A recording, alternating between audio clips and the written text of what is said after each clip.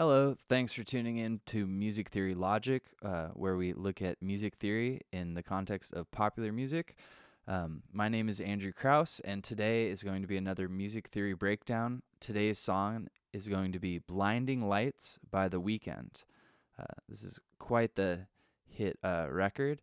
And let's go ahead into the logic session here. If this is your first music theory breakdown, what I've done is recreated the instrumental with all MIDI controlled instruments. So we'll be able to look at the piano roll, see the different notes used in the song. I'm going to explain scales and the chords within the song and the melody. So without further ado, let's listen to the instrumental.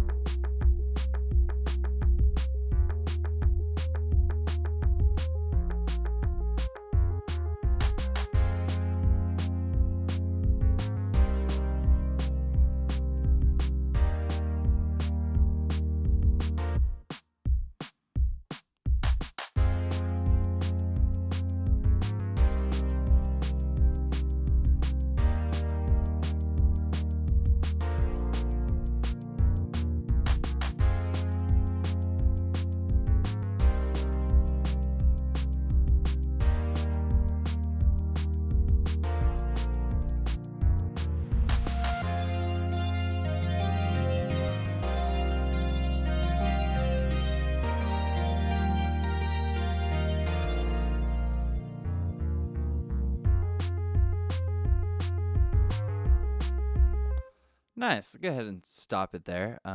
It's obviously with any of these popular songs we're looking at, the vocal is such a huge part of the song.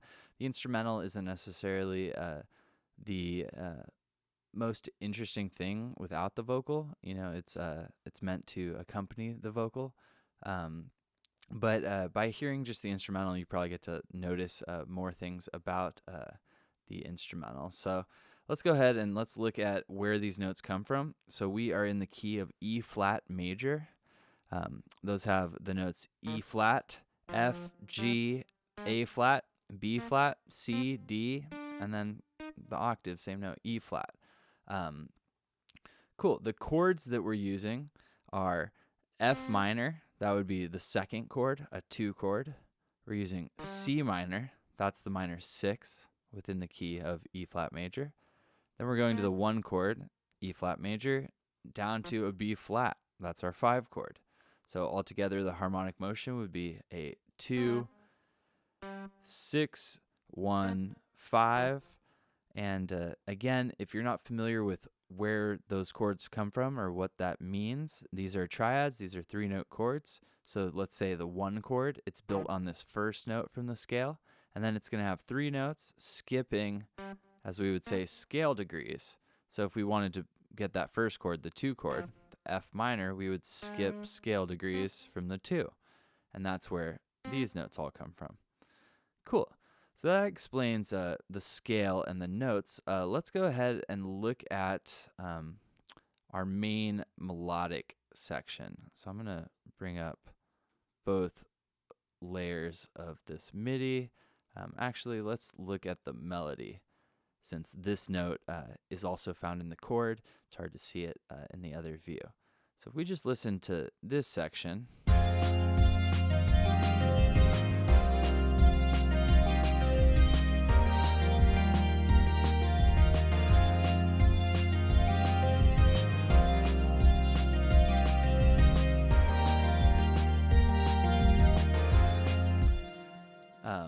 Nice. I sort of cut the phrase short. Melody goes for basically 6 measures, and then it ends. There's emptiness, and then that cool bass fill. All right. Now, one side thing to mention as I'm listening back to this, we start on the F minor chord, which is, again, the 2 chord within E flat major. Melodically speaking, we are sort of resolving to F. Going back to F, we're starting on F. So we see a lot of rotation around the note F. And what kind of seems to be happening here is that we're almost having some modal reference here. So let's talk about modes for just a second. A major scale is also referred to as a mode. Now, the modes actually predate major and minor terminology, so the names are somewhat strange. They're Greek. So major could also be called Ionian. Let's go back to our scale. And believe it or not, minor is actually just the same exact scale here, built from the 6th. So up here at the C, that means C minor has the same notes as E flat major. We also have another name for minor that is Aeolian. And believe it or not, we actually have names for all of the different modes. And those would be basically scales where we start rotating on a note that's other than the main first one. And the names of those, again, kind of weird because it comes from Greek. This is Ionian, Dorian, Phrygian, Lydian, Mixolydian, Aeolian, Locrian. So if we were to use all these same notes but have chords and melodies that started and resolved or ended on one of the notes other than this main E flat, we could say it's modal. Now, when I first said this, I called it a 2-6-1-5 chord progression in the key of E flat major, but we could also interpret this in the key of F Dorian, which again has the same exact notes as E flat major. And when I'm looking at the melody, to me it seems like we could probably justify either. So one of the cool things about music theory is it's not like a hard science. We can surely define like what notes are in chords, what notes are in scales, but when it comes to music, a lot of times there's a lot of music that's sort of in between with regards to interpretation, which is kind of cool because, again, music is just meant to be something we listen to. And looking at music from this theoretical sort of perspective really just helps us as producers or composers to better understand the music that we are making and writing. So not really anything would change if we called this F Dorian. The change would be that harmonic motion. So the numbers 2, 6, 1, 5 all relate to the key that we're talking about, E flat major. So if we wanted to talk about that in Dorian, 2 is now 1. So we'd basically take -1 from each of them. So it would be a 1, 5, 7, 4 chord progression in the key of F Dorian. So if I lost you there, try to hang in there with me. The whole idea of modes seems super crazy and confusing, mainly because we have 7 modes that are all essentially the same scale. But the more you come across music that doesn't resolve to expected notes, the more sense that this modal stuff will make. So here's our actual chord progression. We see some common tone progressions happening here. So that means the first 2 chords and the second 2 chords share notes in common, and then actually we have overlap of notes between each of these chords. Again, this is called a common tone progression, but see all of that overlaps.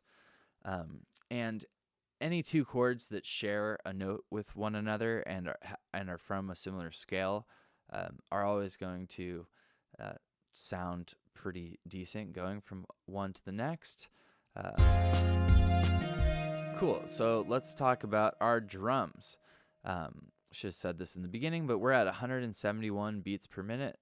You could also think of that as 85.5, right? 171 is easier for me to think about it. it becomes like basically the backbeat is standard. Every snare is happening on the 2 and the 4. We've got standard eighth notes in the cymbals. I have some high pass or low pass filtering happening on those hi-hats right here in the EQ. Sounded to me like the song had that as well. Then we're just going kick, snare, kick, snare, kick, snare, kick, kick, snare, with the last kicks being eighth notes. Pretty simple. Again, the repetitive nature of this, there's a real like vintage or sort of like analog era feel to this song. I like it a lot. Props to all the producers and to the Weeknd. Cool. So let's talk about the verse, or I guess we can talk about the bass line. For the most part, we're just doing root note bass notes here. So like that's the low note of each of these chords. But then we have these fills, F, A flat, G, and then walking down from F to C. Again, all of these notes are from our scale. They just add some interest to the bass line. Another music theory breakdown I did was on the song Circles, and I actually did a breakout video about using that bass line as the inspiration for writing another one. So if you're curious about adding some more excitement to your bass lines, go ahead and check out that video. Cool. Then we get this sort of scale run, almost sounds like an arpeggio, but we're basically walking up the scale, going 1, 2, 3, 4. If we're talking about F Dorian, 1, 2, 3, 4, 2, 2, 3, 4, 3. And that pattern just repeats.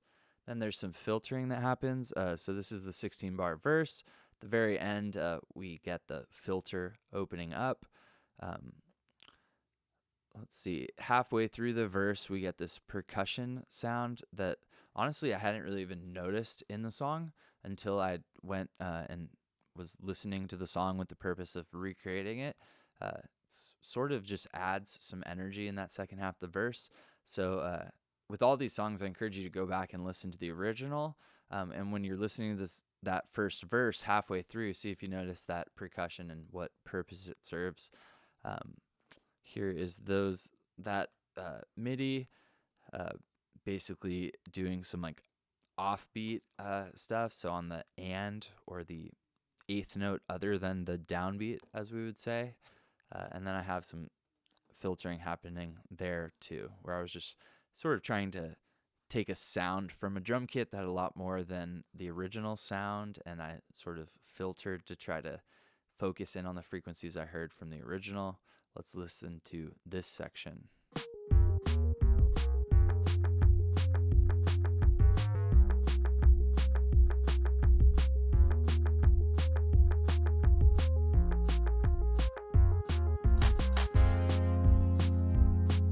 Nice. Now we just went over the clap.